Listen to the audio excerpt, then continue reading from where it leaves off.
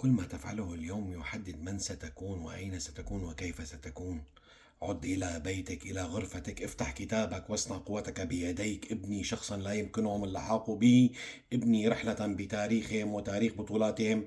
لا تعلن عن نواياك أمام البشر، فمن أعلنها خسر. لا تعلن أمامهم سوى العادي، ولا تفرز الدوبامين وأنت تتكلم عن خططك وأفعالك أمامهم.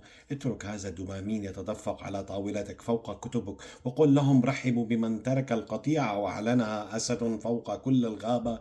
رحبوا بمن كان معكم طبيعيا وبينه وبين نفسه كان يبني مجدا لن يصلوا إليه أحدا. رحبوا بي خير ترحيب، فها أنا اليوم أتصدر وأعلم جيدا أمرا مهما. خلال هذه الرحلة ستتعب، ستمل، ستنحني، ستفنى، ستنكسر، ستتحسر، ولكن هل تدري ماذا تفعل؟ هل تدري ماذا تصنع؟ ابكي، نعم ابكي بعمق بكل مشاعرك، ابكي، ولكن ابكي فوق طاولتك.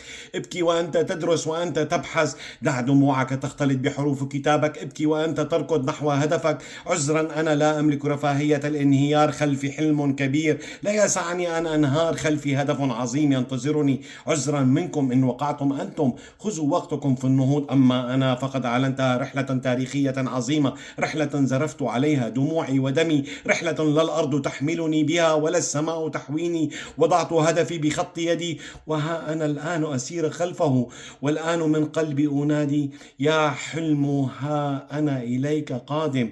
فلا تنسى أبدا، وفي السماء رزقكم وما توعدون.